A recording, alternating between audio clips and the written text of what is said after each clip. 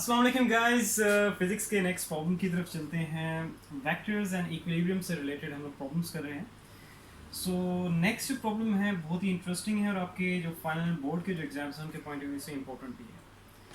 So statement की तरफ चलते हैं। स्टेटमेंट में बात कर रहा है कि एक यूनिफॉर्म रॉड की उसकी लेंथ इसने गिवन दी हुई है 1 मीटर और उसका वेट भी इसने गिवन दिया हुआ है वो है 6 न्यूटन।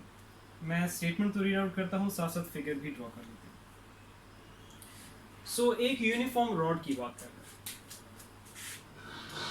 ये आ जाएगा हमारा यूनिफॉर्म रॉड जिसकी लेंथ होगी कितनी 1 मीटर। इसको ऐसे करता हूँ, थोड़ा सा बड़ा करके लेते हैं यहाँ पे।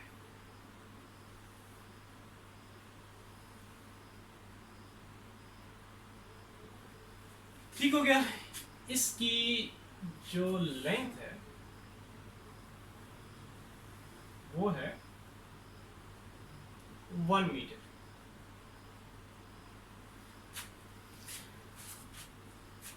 और इसका जो इसने वेट दिया हुआ है इस यूनिफॉर्म रॉड जो कि 1 मीटर का रॉड है, इसका जो इसने वेट दिया वो है 6 न्यूटन। और वेट किसी भी चीज़ का क्या होगा, वो सेंटर पॉइंट पे एक्ट कर रहा होगा डाउनवर्ड, तो ये हो जाएगा इसका सेंटर पॉइंट। ठीक हो गया, स्ट्रेट ही है ना।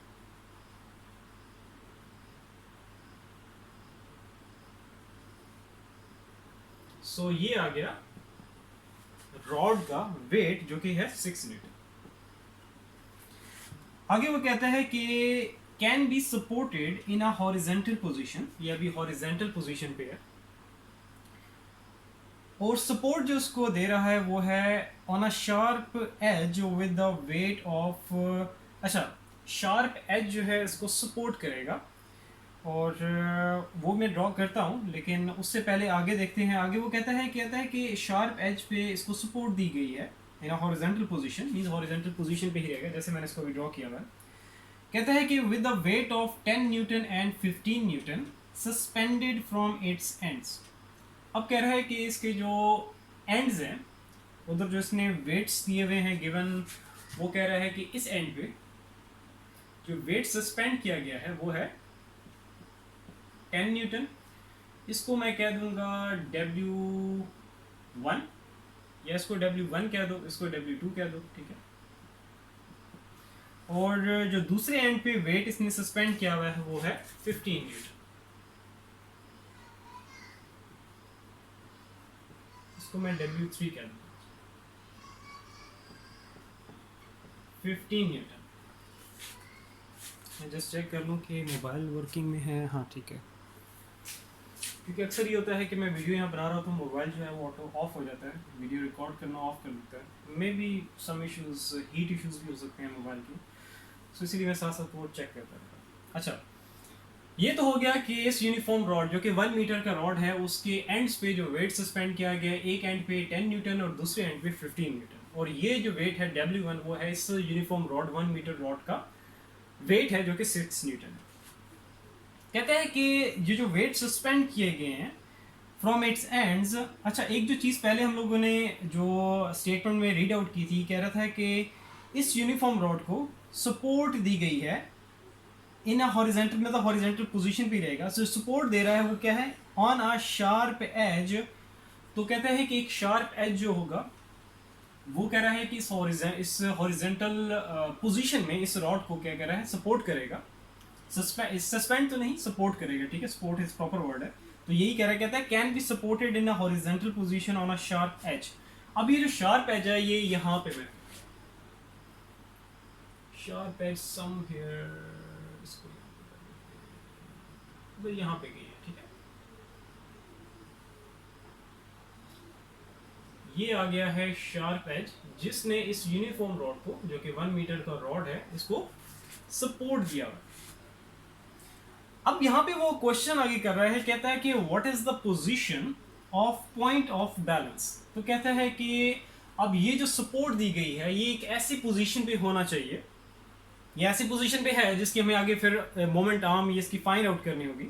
तो कहता है कि ये इस पोजीशन पे आपने रखना है कि ये जो यूनिफॉर्म रॉड है ये किस में रहे, बैलेंस कंडीशन में रहे, बैलेंस पोजीशन में रहे। मीन्स उसे कि डाउन अपवर्ड ना रहे, मीन्स उसे ये इस तरह भी कह सकते हो कि एक इक्विलिब्रियम पोजीशन में रहे। लेकिन प्रॉपर वर्ड क्या है कि एक बैलेंस एक पोजीशन में है, ठीक है। तो इसकी पोजीशन अब यहाँ पे क्यों है, लॉजिकली अब देखते हैं, जनरली इसको देखते हैं।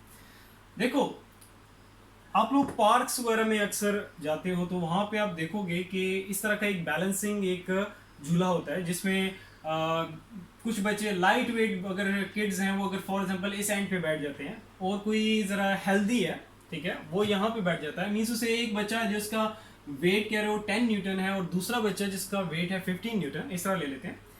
तो जब आप वहाँ पे एक बच्चा जो कि हेल्दी है वहाँ पे बैठा, उसका वेट ज़्यादा है, और एक बच्चा जो कि जिसकी मतलब हेल्थ उस तरह नहीं है, जैसे वो 15 न्यूटन है तो इसकी 10 न्यूटन वेट है, मीन्स वेट कम है as compare to that person या दैट किड।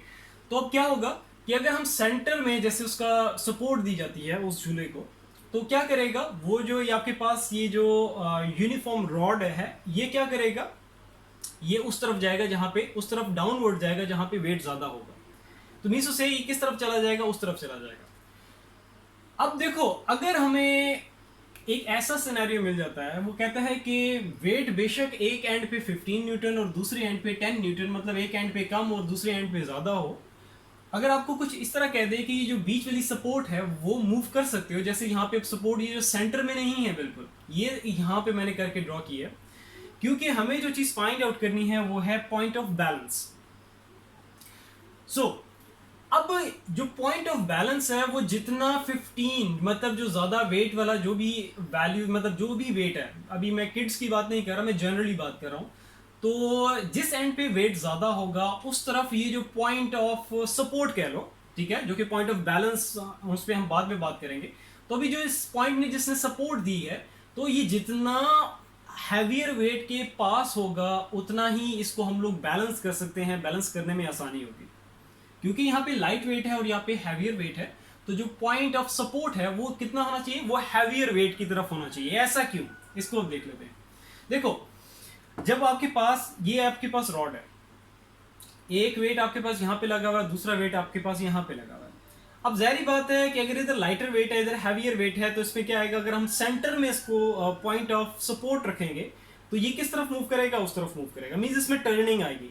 हमें जो ये कह रहा है कि point of balance find out करो, इट मीन्स टू से कि इस यूनिफॉर्म रॉड को हमें इस तरह हॉरिजेंटल पोजीशन में ही बैलेंस करना है। बैलेंस मीन्स टू से कि ना ये उधर होना चाहिए ना ही इधर टिल्ट होना चाहिए, मीन्स टिल्टिंग ना उधर ना इधर होनी चाहिए, बिल्कुल स्ट्रेट रहना चाहिए।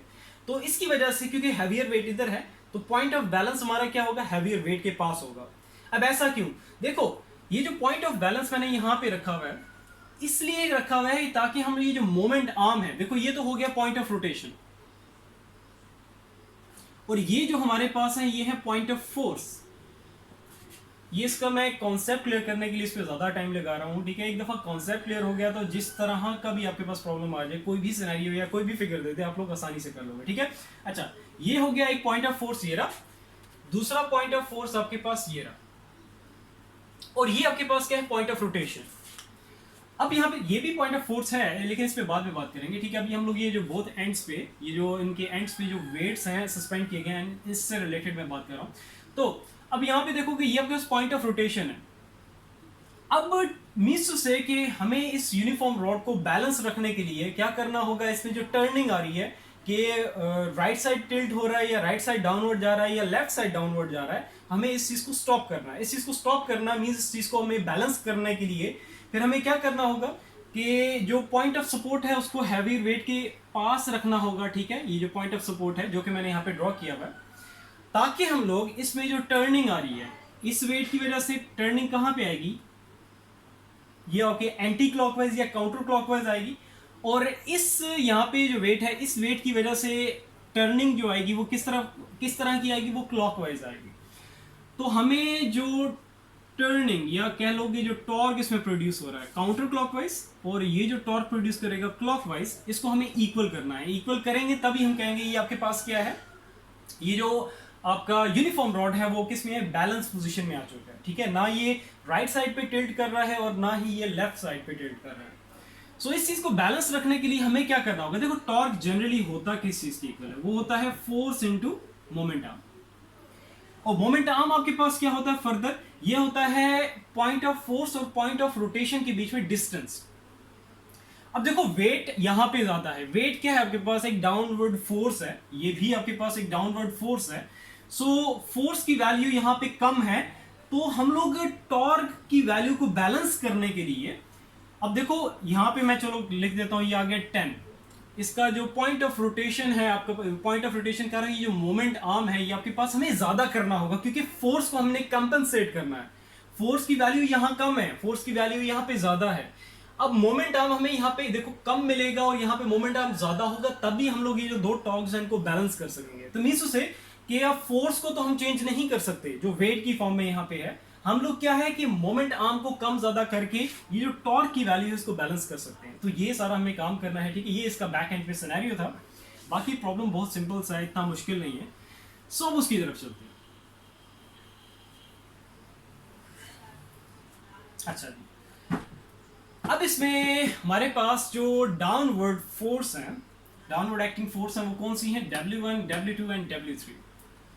अब इसके साथ साथ हमारे पास, क्योंकि ये आपके पास क्या है, पॉइंट ऑफ सपोर्ट है, तो एक अपवर्ड फोर्स लग रही होगी, इसको मैं कह देता हूं, इसको F ही कह देते हैं।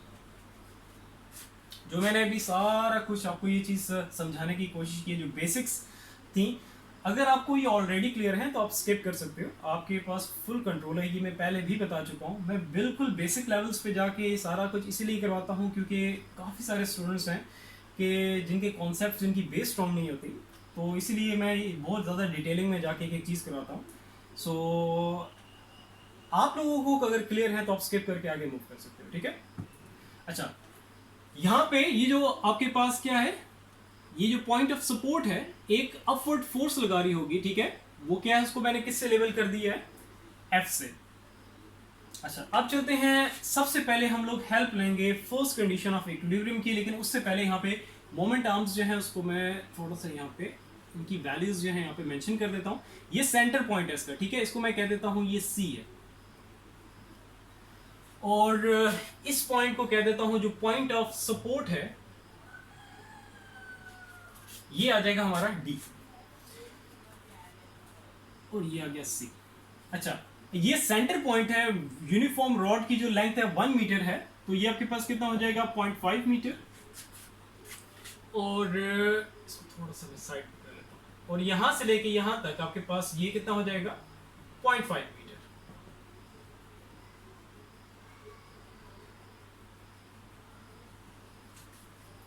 और ये C पॉइंट है। अच्छा, अब हम लोग स्टार्ट करेंगे, सबसे पहले हेल्प लेंगे first condition of equilibrium. So by using first condition of equilibrium,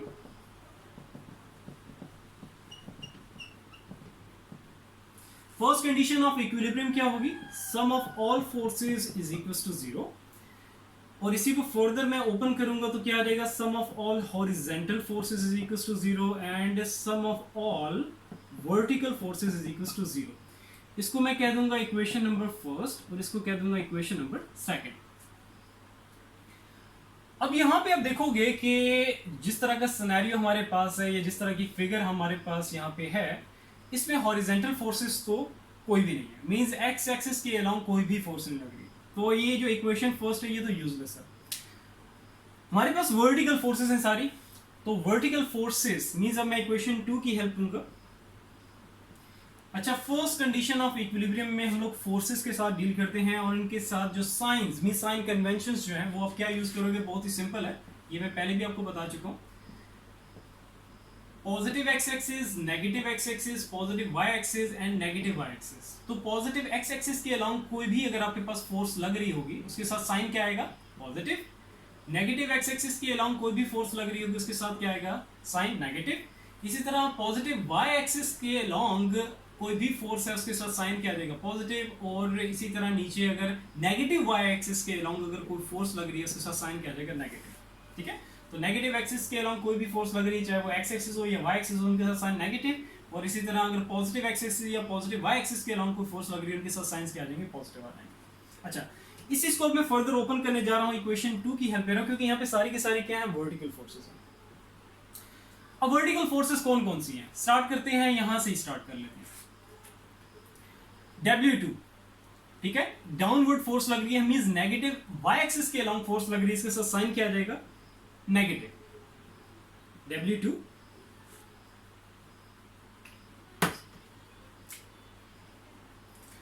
next आगे चलते हैं, एक और फोर्स लग रही है downward, means negative Y axis के अलोंग है, तो यहां पे आ जाएगा नेगेटिव साइन। इसी तरह एक यहां पे अपवर्ड फोर्स लग रही है, लेकिन पॉजिटिव वाई एक्सिस के अलोंग है, तो यहां पे आपके पास साइन क्या आ जाएगा, पॉजिटिव। और इसी तरह लास्ट जो हमारे पास फोर्स है वो है W3, जो कि नेगेटिव वाई एक्सिस के अलोंग है, इसलिए यहां पे साइन आ जाएगा नेगेटिव इक्वल्स टू 0। यही हमारे पास सारी वर्टिकल फोर्सेस थी। अब ये सारी वैल्यूज पुट कर दो, माइनस W2 की वैल्यू हमारे पास क्या है, वो है 10, माइनस W1 है हमारे पास 6, यहां पे F, इसकी वैल्यू हम लोग फाइंड आउट करने जा रहे हैं, माइनस W3 हमारे पास कितना है, वो है 50 इज इक्वल्स टू 0। सो यहां से हम लोग F की वैल्यू जो है वो फाइंड आउट करेंगे। ये आपके पास क्या है, नेगेटिव नेगेटिव नेगेटिव साइन है, कि मींस सारे यहाँ पे ऐड हो जाएंगे, तो क्या होगा आपके पास, ये हो जाएगा 16, या यूं कह लो कि 10 और 15 कितना हो जाएगा, इनको ऐड करोगे तो 25 में 6 ऐड करोगे तो हो जाएगा 31। सो ये हमारे पास हो जाएगा f minus 31 is equals to 0। वे तो सारे ऐड हैं, लेकिन सारों का साइन नेगेटिव था, तो यहाँ पे नेगेटिव साइन आएगा, तो f की वैल्यू हमारे पास आ गई है पॉजिटिव 31। यूनिट साथ लाजमी आपने लगाना है, फोर्स है तो यूनिट यहाँ पे क्या आएगा, न्यूटन आएगा, ठीक है। तो इस फोर्स की जो कि जो आपका सपोर्ट थी, एक अपवर्ड फोर्स लगा रही है इस रॉड को सपोर्ट करने में, तो वो आपके पास कितनी आ रही है, 31 न्यूटन। तो फर्स्ट कंडीशन ऑफ इक्विलिब्रियम को यूज करते हुए हमें एक यूजफुल रिजल्ट मिल गया है। अब चलते हैं, अब हम लोग हेल्प लेंगे second condition of equilibrium.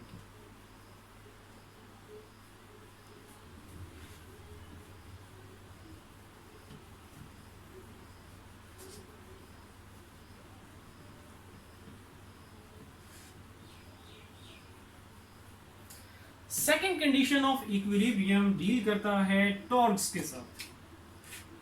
So by using second condition of equilibrium,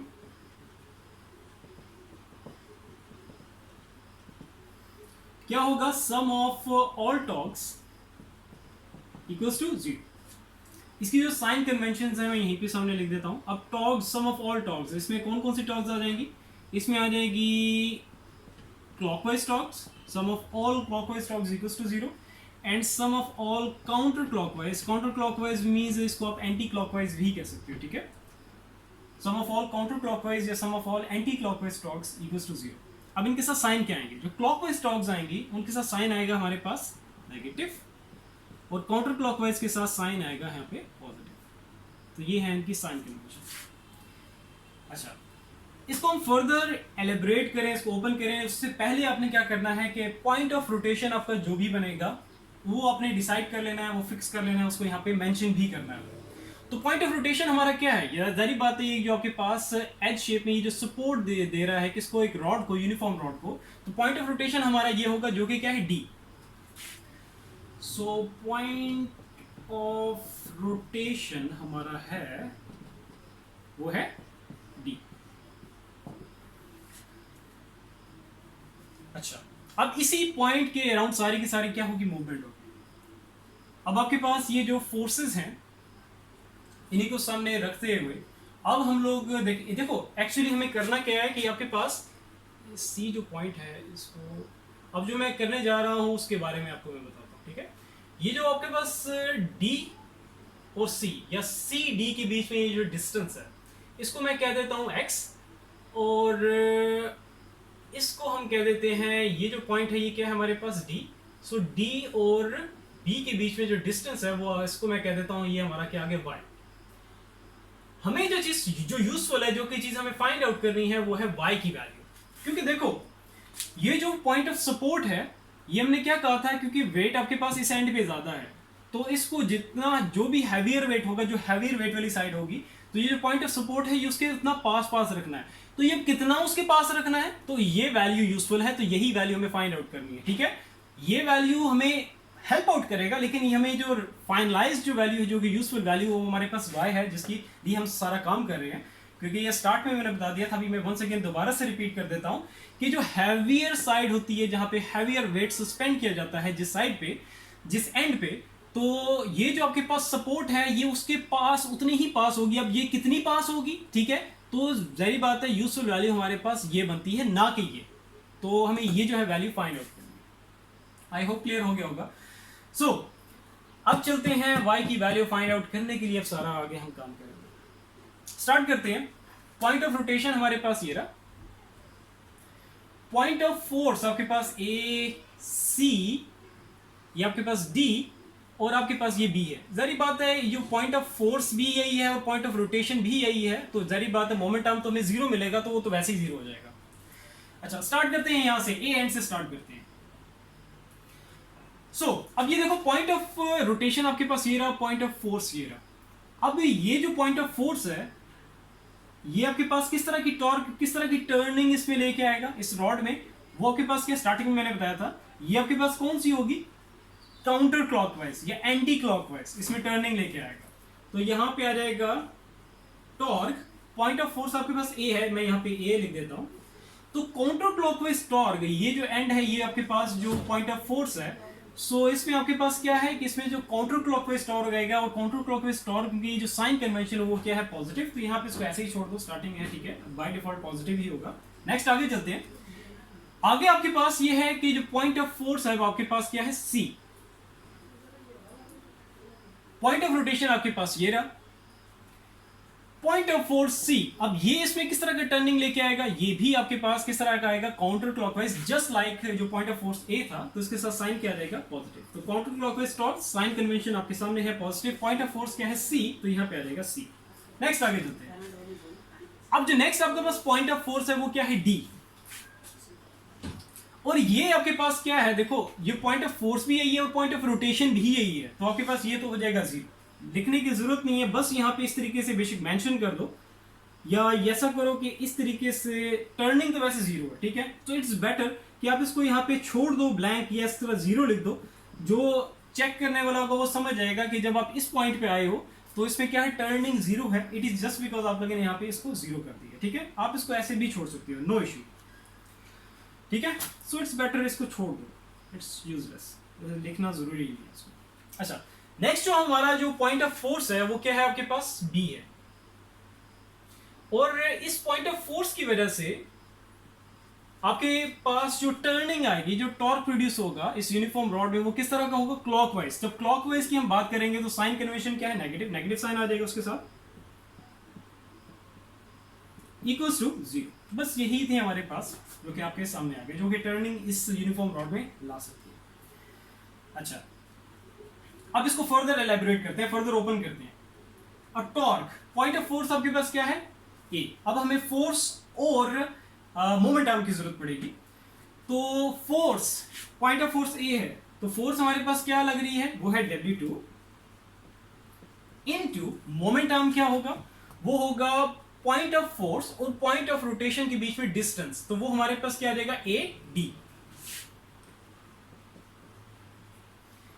next आगे चलो, plus point of force C और पॉइंट ऑफ रोटेशन है आपके पास D। तो पॉइंट ऑफ फोर्स आपके पास, इस पॉइंट ऑफ फोर्स पे ये फोर्स लग रही है, वो क्या है आपके पास, W1 इनटू मोमेंट आर्म क्या होगा, पॉइंट ऑफ फोर्स और पॉइंट ऑफ रोटेशन के बीच में डिस्टेंस, जो कि क्या है, CD, minus point of force B। Point of force B है, पॉइंट ऑफ रोटेशन आपके पास D है, फोर्स जो लग रही है वो क्या है आपके पास, W3 इनटू मोमेंट आर्म क्या होगा, point of rotation and point of force के बीच में डिस्टेंस, इसको DB कह लो या BD कह लो, तो ये आ जाएगा हमारे पास BD is equals to 0। Next आगे चलते हैं, बस अब इसकी जरूरत नहीं है।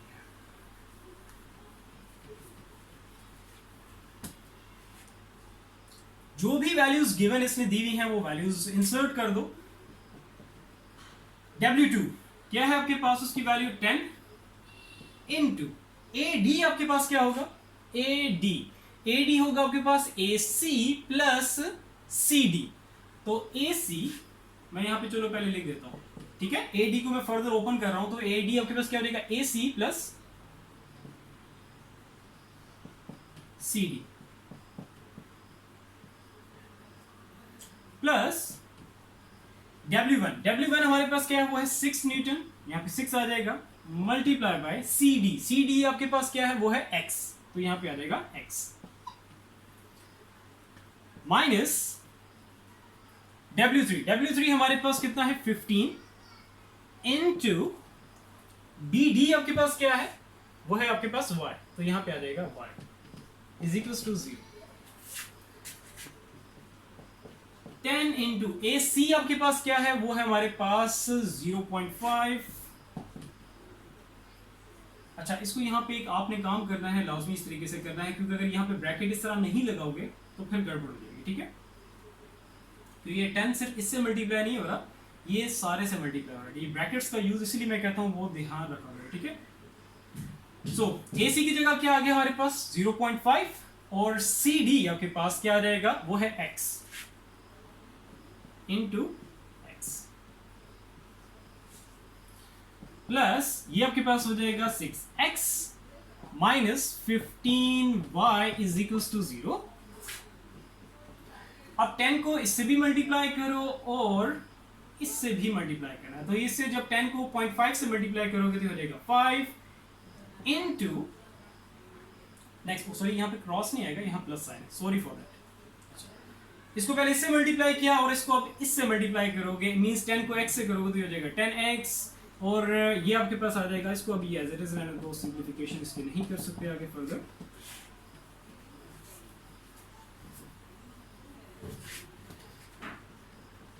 सो यहाँ से आपके पास ये जो x वाले हैं ये तो आपके पास क्या हो जाएंगी, मैंने यहाँ पे क्या किया, इसको इससे मल्टीप्लाई किया, ठीक है, 5 आ गया, और इसको जब इससे मल्टीप्लाई किया यहाँ पे प्लस आ जाएगा, एक्सट्रीमली सॉरी फॉर दैट। अच्छा, इनको ऐड कर दो जो x वाली टर्म्स हैं, 10 और 6, तो ये हो जाएगा 16x माइनस 15y। 5 यहाँ पे क्या है, पॉजिटिव साइन के साथ है, जब राइट साइड पे जाएगा तो क्या हो जाएगा, नेगेटिव साइन आ जाएगा। तो एक तो इक्वेशन आपके पास यहां से ये आ गई। इस इक्वेशन को मैंने जो पीछे नंबरिंग यूज की थी 1 2 और आई थिंक 3 नंबर मैंने यूज नहीं किया, तो इसको यहाँ पे मैं कर देता हूँ 3 असाइन कर दिया, ठीक है। एक इक्वेशन आपके पास ये आ गई। आप लोगों ने माइंड में रखना है कि जो चीज हम ये सारा जो काम कर रहे हैं किसकी वैल्यू के लिए कर रहे हैं, y की वैल्यू के लिए, जो यूजफुल वैल्यू है, ठीक है। अच्छा, नेक्स्ट एक इक्वेशन आपके पास ये आ गई। तो दूसरी इक्वेशन है, क्योंकि देखो यहाँ पे 2 वेरिएबल्स हैं तो 2 इक्वेशंस की हमें जरूरत पड़ेगी, ताकि हम लोग इन इक्वेशंस को सिमल्टेनियसली सॉल्व करके कुछ रिजल्ट फाइंड आउट कर सकें, मींस x और y की वैल्यू फाइंड आउट कर सकें। x की तो नहीं, हमें तो जरी बात है, जो रिक्वायर्ड वैल्यू वो तो y है हमारी।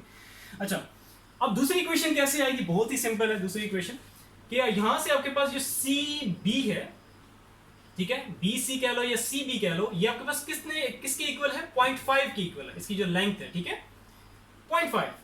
और आपके पास जो CB या BC कह लो, BC किसके इक्वल है, X, और यहां पे देखो यहां से लेके ये किसके ओपन, मैं इसको ओपन कर रहा हूं, ठीक है, ताकि आपको और ज्यादा क्लियर हो जाए। BC फर्दर इसको हम जब ब्रेक करेंगे तो किस में आ जाएगा, इसको इट्स बेटर इस तरीके से ही कर लेते हैं, ठीक है। CB इसको मैं ब्रेक करने जा रहा हूं, तो ये ब्रेक करोगे तो ये किसके इक्वल होगा, CD प्लस DB।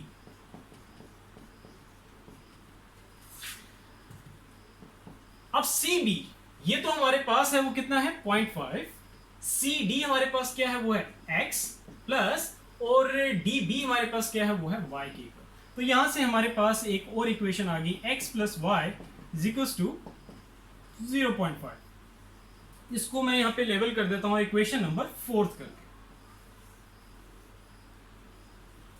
अब इन दो इक्वेशंस को सिमल्टेनियसली सॉल्व करके हम लोग y की वैल्यू जो है वो फाइंड आउट कर सकते हैं। बस अब थोड़ा सा ही काम रह गया।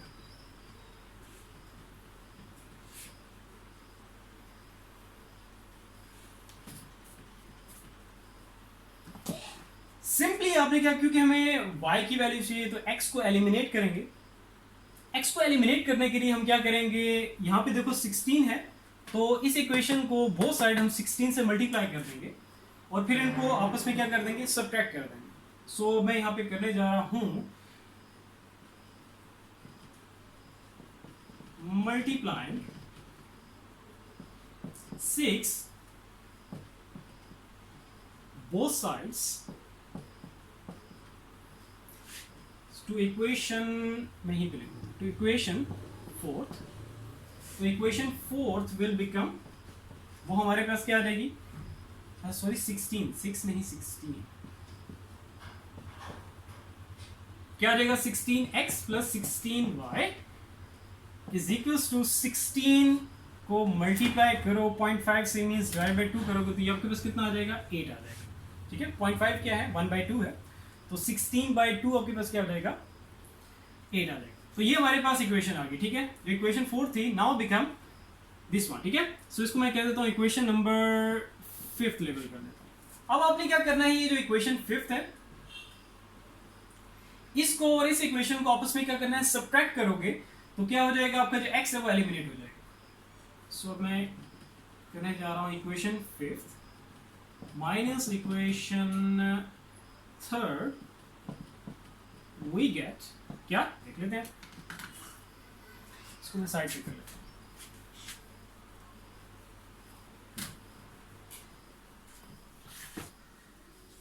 तो हमारे पास रिजल्ट आ जाएगा, y की वैल्यू आ जाएगी 16x plus 16y is equals to 8, और थर्ड इक्वेशन जो है उसको यहां पे नीचे रखो, 16x minus 15y is equals to -5, क्योंकि सब्ट्रैक्ट क्या रहेगा तो इनके साइन चेंज कर देना, ठीक है। बेसिक मैथमेटिक्स है, पॉजिटिव है तो नेगेटिव, नेगेटिव है तो पॉजिटिव, नेगेटिव है तो पॉजिटिव। सो ये आपके पास क्या हो जाएगा, कैंसिल हो जाएगा, x एलिमिनेट हो गया, और इनको ऐड करोगे तो कितना हो जाएगा, ये हो जाएगा 31, पॉजिटिव पॉजिटिव तो पॉजिटिव ही रहेगा, ठीक है। 31y इज इक्वल्स टू, ये आपके पास क्या है, ऊपर पॉजिटिव नीचे भी पॉजिटिव है आपके पास, तो यहाँ पे आपके पास कितना आ जाएगा 30, 8 + 5 आपके पास क्या आ जाएगा 30।